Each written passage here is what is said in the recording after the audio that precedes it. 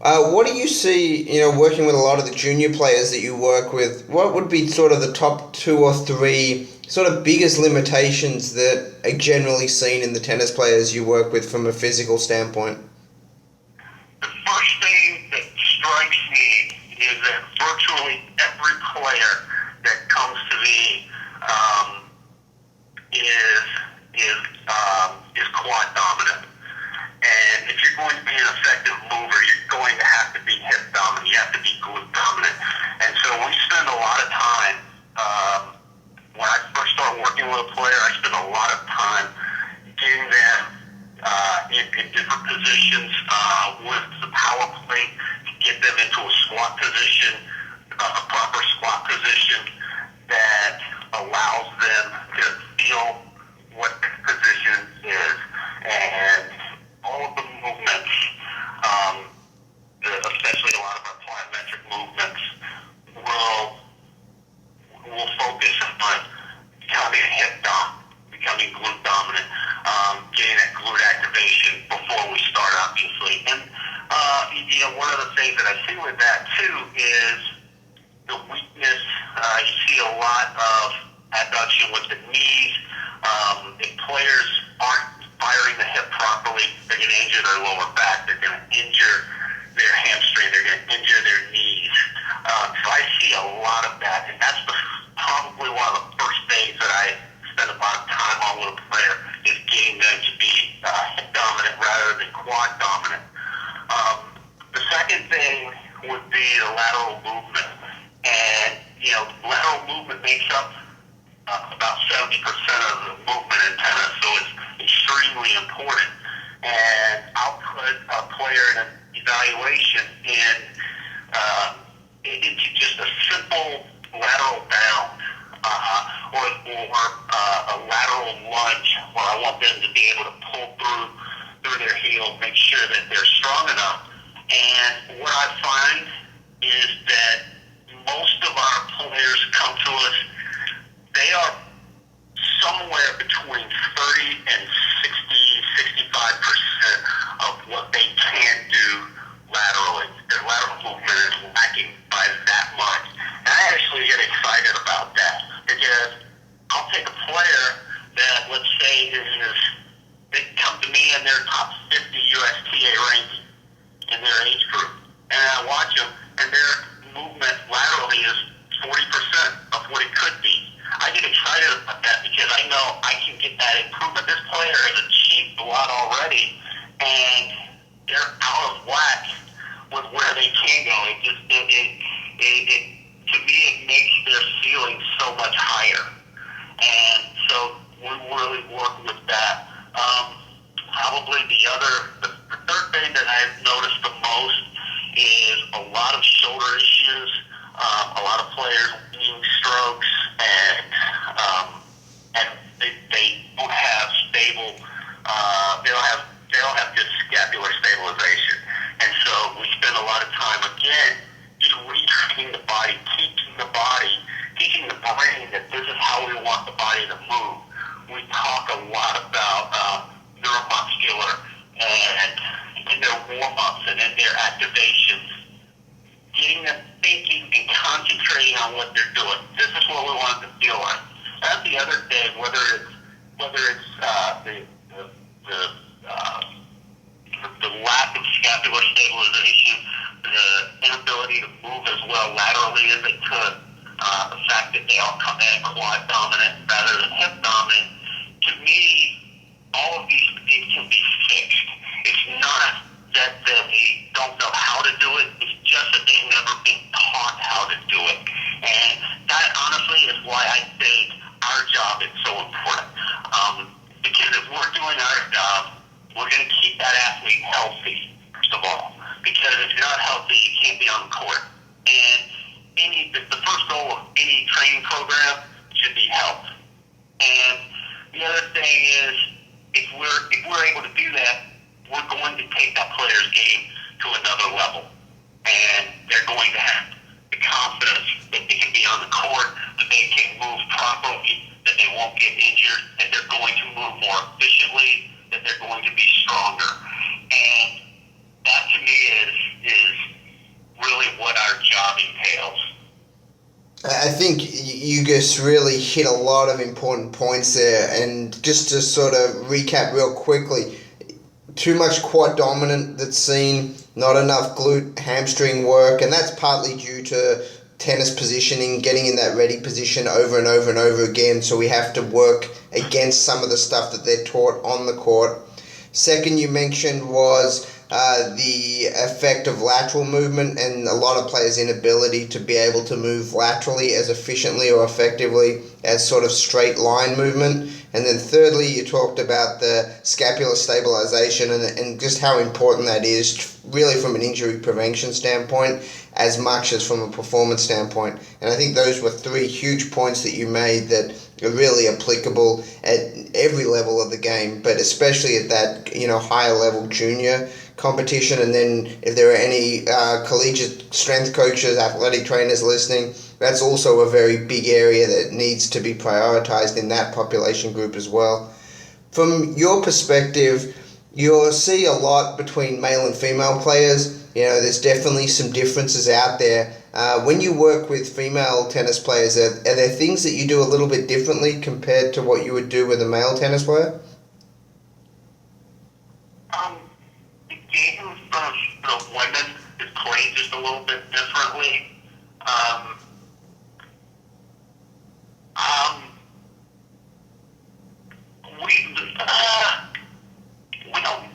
We'll probably work even a little bit more on lateral movement. A lot of female players are reluctant and hesitant to move forward, other than moving forward and taking the ball, from a meter or so inside the baseline. But some of the approach work that we do and some of the network that we would do with the male players, we don't do quite as much of. The players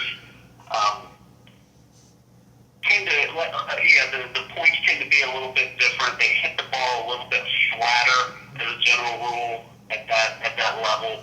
So I will really concentrate because of that lack of upper body strength too, and I see a lot of wrist injuries, particularly left or non-dominant wrist injuries from the two-handed backhand.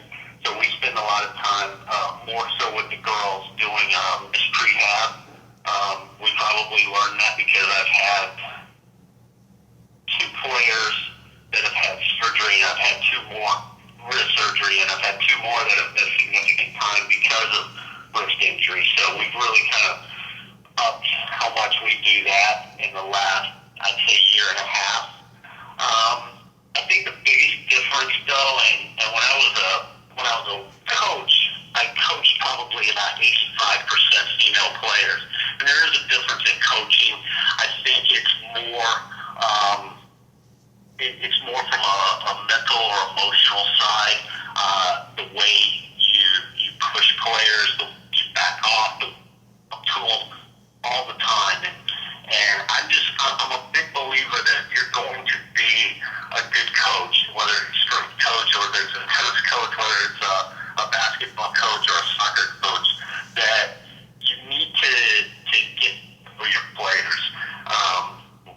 When you travel with a player, it's a great time. You spend a lot more time, on court, watching matches, having lunch, having dinner, and just talking to them and finding out, because you coach everyone the same way, and especially with girls, there is a difference to it, and I think a lot of times male coaches miss out on that and try to do kind of a one-size-fits-all, male and female. But probably that's probably the biggest difference. It's simply in the way, mentally and emotionally, probably more so than the physical part. Boys a lot of times too, it isn't that you just, hey, do it, go, and they do it. And girls, it's not quite like that. The other thing, and I've never had a problem with it, is girls tend to ask why a lot more. And the reason I never had a problem with it is if a player asks me, why are we doing this? Why are we doing this drill? Why are we doing this many of them? How is this helping me on the court?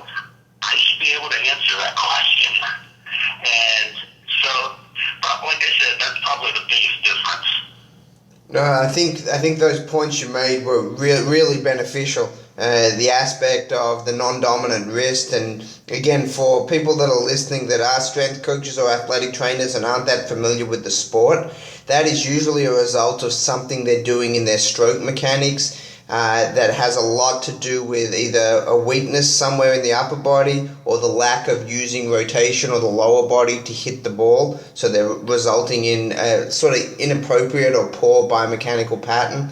And that's something that's a challenge for individuals that work on the physical side sometimes, because most of that is a result of poor stroke mechanics, yet a lot of the time the strength coach or the athletic trainer is asked to sort of fix that, or how can we improve that in the gym. And there are definitely things you do to try to help that, but if you do come across a lot of these non-dominant wrist issues, especially from the same coaching group or the same coach, you got to then work with them on making them understand that there's quite a bit of research now to support the fact that stroke mechanics has something to do with that, and that also needs to be looked at.